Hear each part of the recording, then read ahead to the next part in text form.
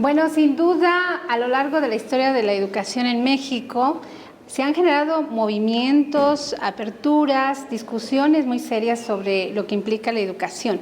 Y lo que estamos hablando ahora no es solamente una reforma que tiene que ver con una cuestión normativa, tiene que ver también con un proyecto de Estado, un proyecto político educativo donde se determina qué es lo que se aprende y cuál es la cosmovisión que nos van a dejar a las futuras o que vamos a dejar a las futuras generaciones a través de este proyecto político educativo.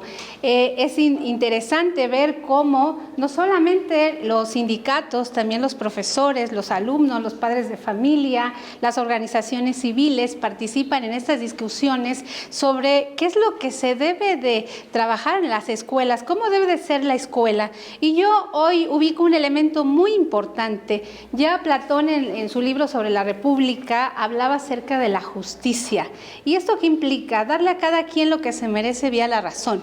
Y esto entonces está dentro de lo que hoy estamos vislumbrando como una reforma educativa. Es decir, por ejemplo, que cada una de las escuelas tengan la infraestructura necesaria para poder funcionar. Que no tengamos escuelas diferentes solamente porque están ubicadas en lugares con alta vulnerabilidad, sino también que tú vayas a estados, tú vayas a regiones y tengamos exactamente las mismas condiciones de trabajo, baños adecuados, bardas perimetrales, áreas verdes, instalaciones, todo esto que los pedagogos conocemos en la planeación como infraestructura física educativa. Y creo que ese es un elemento importante que se debe impulsar en esta reforma, es decir, la igualdad de condiciones de trabajo y de instalaciones educativas en todo el país.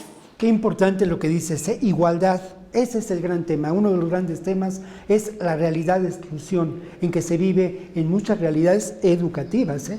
Y bueno, otro elemento que yo quiero destacar de lo que has dicho es que, al final de cuentas, una reforma educativa implica un proyecto político. Por eso vamos a hablar sobre la actuación de los diferentes actores políticos en este contexto de la reforma educativa. Pero antes de ello, los voy a invitar a escuchar algunas reflexiones que comparten con nosotros algunos de sus profesores y también algunos profesores del INAP. Estamos hablando que nuestros secretarios de educación son aproximadamente 11 del 2000 a la fecha. Quiere decir que casi tenemos un secretario de educación cada 2 años y medio. Esto en un problema educativo de alto nivel y con modelos que deben estar adecuados, no permite una forma específica de ejecución de los programas educativos en los diversos niveles. En este sentido, pues el planteamiento de planeación educativa queda corto a la dimensión que en realidad tiene el problema educativo. La actuación de estos actores políticos lo que nos están dejando es una serie de problemas hacia la educación. Sí están reteniendo respuestas en cuanto al ámbito laboral, también de forma muy, diría yo, mínima, sin contar con un recurso económico para el docente adecuado. Estaríamos diciendo que realmente no están considerando toda la labor académica que hace un docente. Se ha olvidado con mucho que los sindicatos tienen la idea de capacitación, más no de formación y de profesionalización de la educación.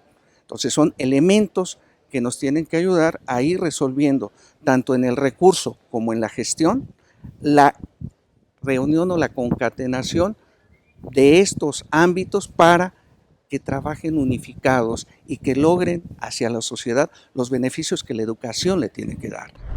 Hay un autor que a mí me encanta, que es Fernando Savater, y él dice que nacemos humanos y nos humanizamos mediante la educación. Entonces, el acceso a la educación como derecho te permite el incorporarte a la sociedad en la que naces, y naces al margen de tu voluntad. Entonces, la función educativa pues tiene esa enculturación, pero apelando a la libertad y al raciocinio humano.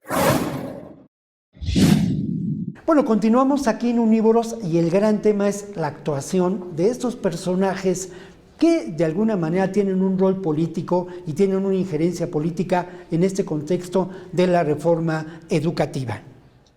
Bueno, antes de hablar de un proyecto político o hablar de actores políticos, primero tenemos que definir qué es la política educativa en México. La política educativa en México, de acuerdo con Pablo Latapí, él nos dice que es el conjunto de acciones que hace el Estado sobre el sistema educativo para operar cambios sociales. El Estado nosotros lo tenemos representado por Andrés Manuel López Obrador. La Secretaría de Educación Pública por Esteban Moctezuma. Tenemos la CENTE, que pues finalmente es el representante de los trabajadores. Pero aquí nos perdemos totalmente y no tenemos quien represente lo que pasa en el salón de clases. Lo que realmente está pasando en esta coyuntura en México es que realmente lo que pasa con los actores políticos es como lo que está pasando exactamente en este salón. Si nosotros cerramos la puerta en este instante y pasa alguien, dicen, ok, están en clase, pero realmente no ven la dimensión de lo que está pasando aquí. Y es lo mismo que pasa con los actores políticos. Ven desde afuera y dicen, bueno, en el aula podríamos nosotros implementar estos contenidos. El maestro tiene estas necesidades, pero ¿acaso se han acercado a un docente para decir, oye, ¿qué es lo que pasa en el aula? ¿Se han acercado a un alumno que no tiene los recursos para asistir a clases y decirle, ¿hoy desayunaste? Para decirle, ¿cuál es tu trayecto que te hace en tiempo? Realmente no. Nosotros hablamos de actores políticos, pero realmente esos actores políticos se acercan a la comunidad educativa. Dentro de la reforma educativa se busca una autonomía curricular y la autonomía curricular pues tiene parte de una flexibilidad para que la comunidad educativa se integre. Buscamos una integración, una igualdad, pero no la tenemos, porque finalmente la política educativa en México y los actores políticos funcionan como un control social. Responden a cierto proyecto político y a ciertas ideas que realmente están alejadas de la realidad mexicana. Que les pregunten a eso, ¿no? A los profesores, a los docentes, a los estudiantes sobre el contenido que puede tener la reforma educativa. Por ahí, alguien más de ustedes iba a participar. Bueno, yo retomo un poco lo que menciona mi compañera respecto al control político, porque Gramsci nos habla sobre esto, ¿no? La hegemonía aplicada hacia la educación. Esto nos quiere decir que políticamente estamos enajenados a cumplir ciertas normas, cierta ideología del Estado. Entonces, el profesor tiene que incorporar todas esas ideas hacia su salón de clases. Como bien lo menciona, el profesor se vuelve como un agente de culpabilidad. Se le pone la culpa, no sé, de infraestructura. Bueno, habiendo otros errores del sistema, tanto de infraestructura como políticos, al profesor se le centra como el error, ¿no? El error de la educación. No se le toma en cuenta. También, bueno, un poco respecto al CENTE y la CENTE, ¿no? El CENTE, bien lo decíamos, se levanta como un agente de inconformidad. ¿Por qué? Porque se le prepara hacia un examen que ni siquiera le es mencionado con el gobierno anterior, ¿no?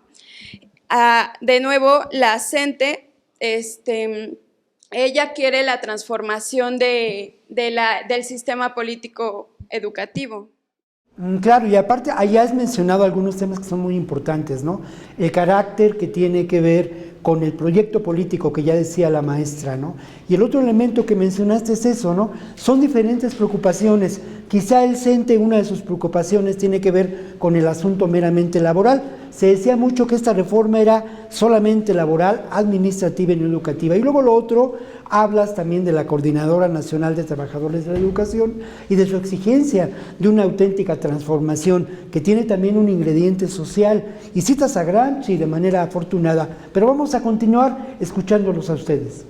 Sí, claro, pues una opinión también que tendríamos al respecto es que históricamente en los altos mandos, en tanto educación, rara vez se ha visto a alguien propio de la educación, un pedagogo, en la SEP no hay tal caso, siempre hay políticos económicos. Por otro lado, la CENTE también tiene una gran injerencia en estos procesos educativos, en las políticas educativas que se llevan a cabo y que uno se lleva a la reflexión. ¿Qué no deberían de ser los especialistas en educación los que estén en esa parte? Por el lado de la pedagogía, de la gestión educativa, existen 3 grandes esferas que deben de confluir para que las políticas educativas se lleven a cabo. La parte política, la parte económica y sobre todo, pero la más olvidada, es la pedagógica.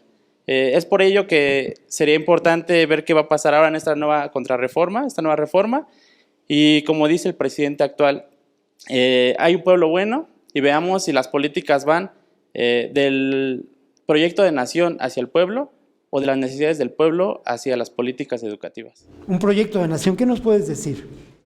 Bueno, para mí es muy importante retomar las 3 participaciones anteriores, porque siempre nuestros planes y programas han sido liderados por un sistema neoliberal, por organismos como la OCDE, organismos que obviamente están muy alejados de la realidad social que vive un mexicano a diario. Para mí es muy importante lo que decía Melissa sobre que cuando se le ha preguntado a un maestro o a un maestro de una primaria multigrado en Chiapas, donde es una comunidad donde apenas si los niños tienen acceso a alimentación y cómo no se les garantiza primero el acceso a la alimentación para después tener un acceso a la educación.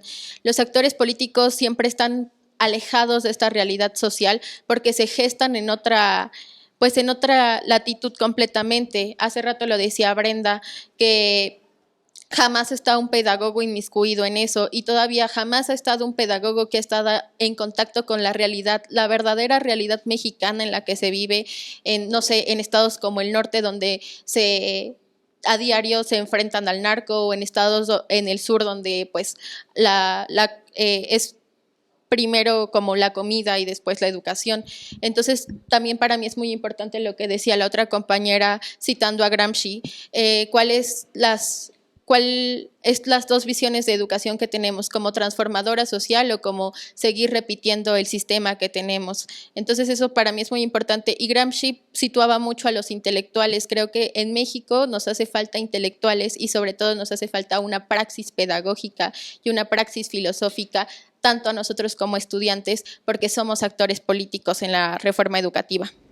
Yo quiero insistir en este tema, Lo que está ocurriendo en este salón de clases no es excepcional y agradezco mucho a la FES Zacatlán, no solamente el que nos abra las puertas, sino agradezco mucho la calidad, la participación, la reflexión, el nivel que tienen estos estudiantes. De verdad que muchas gracias a la Universidad Nacional Autónoma de México por construir esta realidad.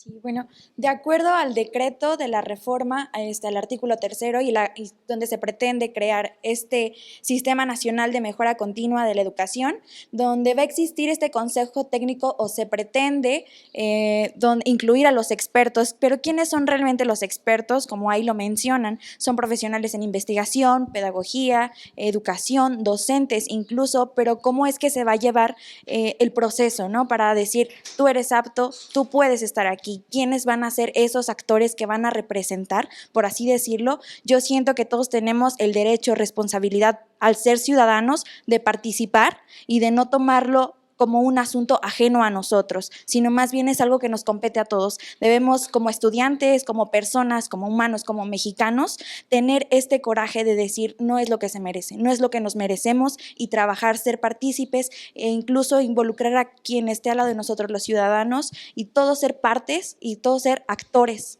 justamente de nuestro cambio. Un elemento importante de esta reforma educativa es considerarla como un proceso dinámico, político, social y educativo. Todos y cada uno de los proyectos que se han generado a lo largo de la historia de la educación han sido construidos de manera social. Ningún proyecto se ha generado como una idea abstracta, es decir, las condiciones sociales, los actores, las posibilidades de inserción, todo eso ha generado a lo largo de la historia, los proyectos que conocemos en México y en otros países. Entonces, no debemos de perder de vista este dinamismo, es decir, la reforma la tenemos que construir. Tenemos una condición histórica y un papel muy importante de responsabilidad que hoy creo que ustedes y yo compartimos como pedagogos de participar y abrir los espacios. Cuando se dice, bueno, ¿quién va a participar? Vamos a participar todos en esta construcción. Qué maravilla, además tienes toda la razón, esos son procesos dinámicos, son procesos que nos competen, en los que tenemos que intervenir, ya lo mencionaban ustedes y lo menciona también la doctora, ¿no? El elemento central es nuestra participación. Además, no podemos pensar en procesos terminados de una vez y para siempre. Estamos en la construcción de esta reforma educativa que se genera aquí desde los salones de clase.